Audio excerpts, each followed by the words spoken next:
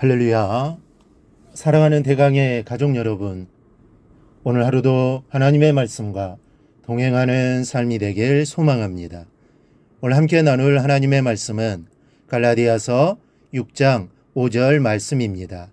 각각 자기의 짐을 질 것이라. 아멘.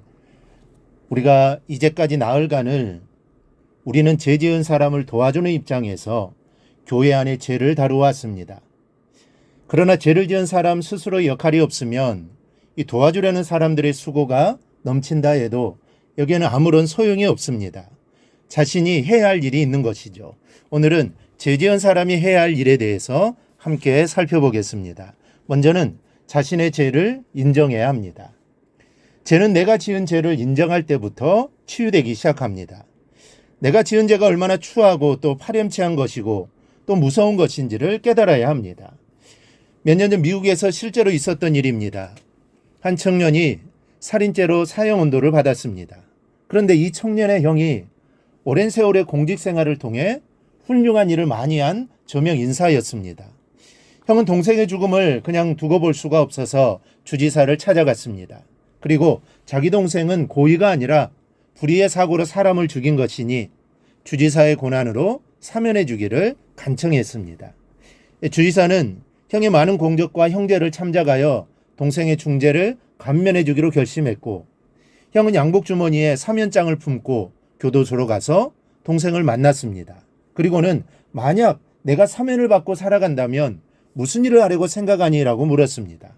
그러자 동생이 험악한 표정으로 거침없이 대답을 합니다.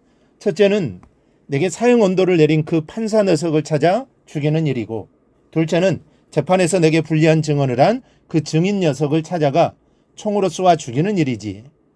형은 동생의 이 생각이 확고하다는 것을 알고는 조용히 일어나 면회실을 나왔습니다. 그리고 교도소를 나온 형의 품속에는 주지사의 사면장이 그대로 남아 있었습니다. 예수님의 피공로로 하나님은 우리에게 사면장을 주셨지만 그 앞에서 자신의 죄악을 돌이키지 않는 사람은 사면을 받을 수 없습니다. 그러니 우리는 먼저 내가 죄인이라는 사실을 알아야 합니다. 내 죄를 인정해야 합니다. 그럴 때 구원의 은총이 임하게 됩니다.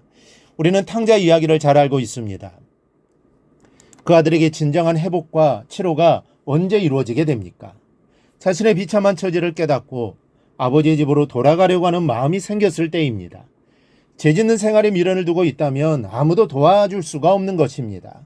죄를 범하고도 인정하지 않으려 한다거나 오히려 자신의 잘못을 합리화하며 다른 사람을 설득하려고 하는 사람은 도움을 받을 수가 없습니다. 그러니 내가 죄인임을 깨닫는 것이 중요합니다. 둘째는 스스로 일어나려야 합니다. 이 본문은 각각 자기의 짐을 질 것이라고 말씀합니다. 외부의 도움도 필요하지만 그러나 죄에서 빠져나와 새로운 삶을 시작하는 것은 절대적으로 자기 자신이 책임을 져야 하는 것입니다. 스스로 일어서러 가지 않으면 아무도 도와줄 수가 없습니다. 그리스도인의 사랑은 무조건적인 사랑이 아닙니다. 무조건적이면서도 조건적인 사랑입니다. 요한계시록 3장 20절에서 주님은 볼지어다 내가 문 밖에 서서 두드리노니 누구든지 내 음성을 듣고 문을 열면 내가 그에게 들어가 그와 더불어 먹고 그는 나와 더불어 먹으리라 하셨습니다. 주님께서 내게 필요한 모든 것을 다 준비하시고 나의 삶에 들어오시기를 원하십니다. 나의 꿈과 또 먹고 마실 것과 내게 필요한 각종 능력과 재능들을 가지고 내게로 오십니다. 그러나 문을 열어 영접해 드리는 것은 내가 할 일입니다. 내가 문을 열지 않으면 주님은 내게 아무런 일도 하시지 않습니다. 누구든지 자기의 죄를 깨닫고 새로운 삶을 살기 원하면 주님은 그 사람을 품 안으로 이끌어 들이십니다. 그리고 부족한 부분을 책임져 주시고 지나간 허물이나 큰 죄악은 어떤 것이든지 불문에 붙이신다는 사실을 믿으시기를 바랍니다. 믿고 죄로부터 일어나기를 스스로 노력하시기를 바랍니다. 셋째는 성령의 도우심이 필요합니다. 이제까지의 자신의 죄를 인정하고 또 죄악으로부터 스스로 일어나려고 마음의 문을 열면 이젠 성령께서 역사하시기 시작합니다. 우리의 감정을 다스려 주시기도 하고 또 우리의 의지를 믿음으로 강하게 만들기도 하시고 또 우리의 쓸모없는 본능이나 욕구가 충천을 할 때는 우리의 외부의 상황을 이용하여 억눌러 주시기도 하십니다. 여러분, 변화의 역사는 성령이 아니고는 되지를 않습니다. 오직 성령이 임하실 때에만 능력이 임하고 그 능력이 임할 때에만 새 사람이 되는 변화가 내 안에 있어지는 것입니다. 성령이 모든 것을 하십니다. 그러니 우리는 성령을 의지하고 나가야 합니다. 성령 충만을 위해 늘 기도해야 합니다. 이렇게 성령님을 의지할 때 성령의 역사로 내가 변화되고 새 사람이 됩니다. 모두 성령의 역사입니다.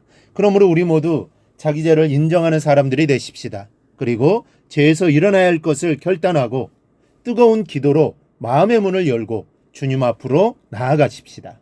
십자가에 나의 옛사람을 못 박고 예수님과 함께 죽고 살 것을 결단하면 성령께서 내 마음에 뜨겁게 역사하십니다.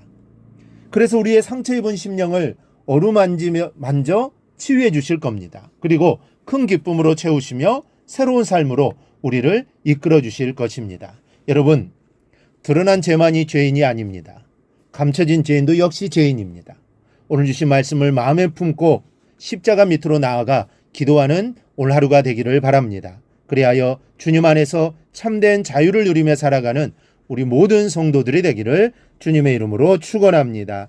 오늘 묵상한 말씀을 굳게 잡고 삶으로 실천하며 살아내는 대강의 모든 성도들이 되기를 축복합니다.